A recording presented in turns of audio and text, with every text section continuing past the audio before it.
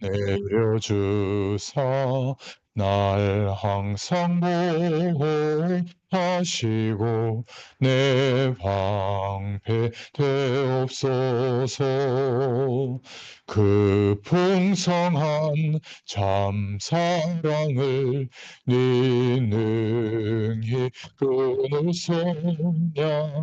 날 구원하신 예수는 참 좋은 나의 친구. 아멘. 네, 오늘 하나님 말씀은 민수기 29장 1절부터 11절입니다.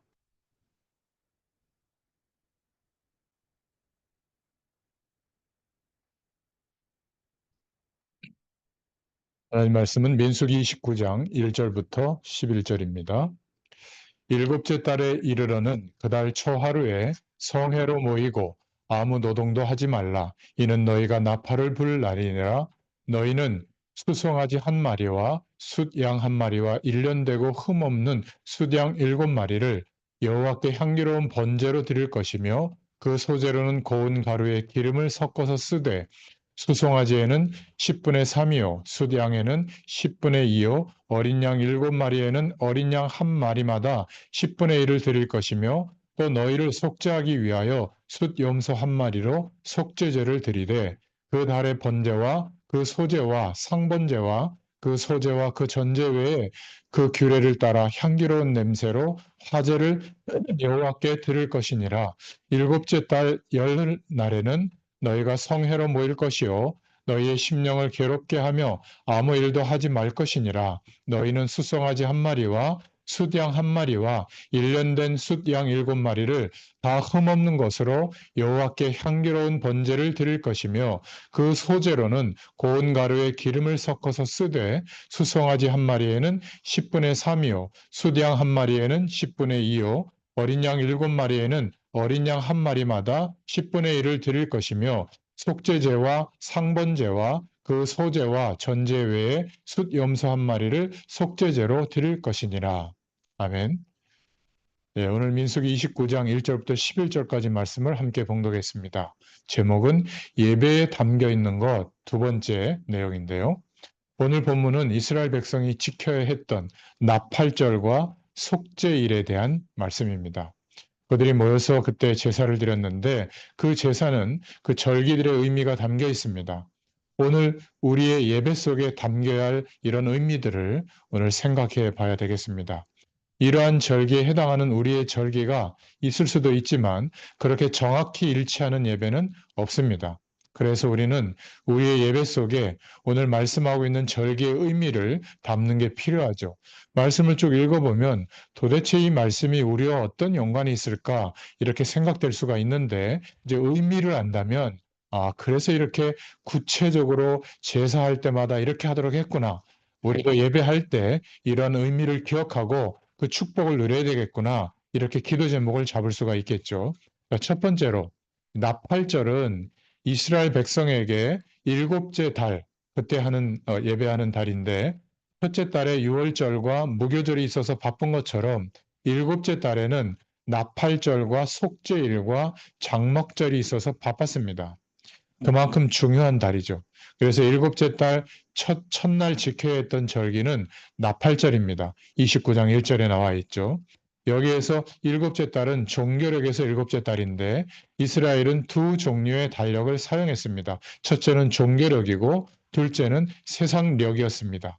다른 모든 공식 일에는 세상력을 사용했고 종교의 일에만 종교력을 사용했습니다. 그래서 성경에서 말하는 달은 대부분 종교력을 말하는 겁니다. 오늘 본문의 일곱째 달은 종교력의 의미로는 안식월에 해당하는데 6개월을 달려오고 이제 안식하는 달이라는 의미인데요. 세상력으로는 이 달은 첫째 달을 말하는데 곧 새해를 말합니다. 그래서 이 나팔절은 종교력의 의미를 기본으로 하면서 또한 세상력까지 염두에 두고 있었습니다. 이 나팔절에 이스라엘 백성은 나팔을 불며 안식하고 새롭게 시작하는 것을 준비했습니다. 그날은 세상력으로는 새해죠. 새해를 시작하면서 나팔을 불며 시작하는 것은 매우 적합한 것 같아요. 나팔을 분다는 것은 새로운 시작을 의미하는 거거든요. 힘있게 시작하는 겁니다. 우리의 예배가 그러해야 될 줄로 믿습니다. 우리의 예배 속에 있는 우리는 거룩한 시작을 예배할 때마다 해야 되죠. 나팔 부는 예배가 돼야 됩니다. 예배를 드리면서도 과거의 실패와 또 과거의 걱정, 과거의 분노 속에 잡혀 있으면 안 될 줄로 믿습니다. 예배드림으로 나팔을 부는 것처럼 새롭게 시작할 수 있기를 바랍니다. 우리의 예배는 나팔 부는 시작이 있는가? 이제 예배할 때 나팔을 부는 것처럼 새로운 시작을 할 수 있기를 축원합니다. 예배 속에서 하나님을 만날 때 우리는 모든 것을 다시 시작할 수가 있습니다. 그렇죠? 자, 두 번째로 거룩한 죄를 씻는 속죄일을 오늘 말하고 있는데 이스라엘 백성은 나팔절이 있는 그 달 10일을 속죄일로 지켜야 했습니다. 29장 7절에 말하고 있는 내용이 그 내용인데요. 7월에 속죄하는 것은 참으로 필요한 일이었죠. 종교적으로 할 때는 지난 6개월의 죄를 돌아보며 씻는 것입니다. 세상적으로 할 때는 죄를 씻어야 새해를 더 힘차게 시작할 수 있을 겁니다. 속죄일에는 통회하는 날인데 이 날은 심령을 좀 괴롭게 하면서 통회했습니다. 이러한 통회하는 것은 매우 중요합니다. 우리는 때로 우리가 범하고 있는 죄를 속죄받았다고 해서 생각하지 못하고 살아갈 때가 많습니다. 죄에 무관심하면 결국 영적인 거기 때문에 죄에 패하게 되죠. 우리는 죄에 대한 관심이 있어야 됩니다. 그래야 죄를 이길 수가 있죠. 하나님께 도우심을 구하고 성령이 도와주시는 힘으로 죄를 넘어설 수 있기를 바랍니다. 그래서 속죄일을 두어서 통회하게 했던 것이죠. 이때에는 우리가 평상시에도 항상 죄를 생각해야 되지만 예배할 때 속죄일을 통해서 더욱더 통회했던 것처럼 우리의 예배에도 죄에 대한 생각과 통회하고 자복하는 시간이 있어야 됩니다. 그래서 속죄가 있는 예배가 돼야 됩니다. 예배를 드리면서도 자신 안의 죄를 깨닫지 못한다면 어리석은 예배죠.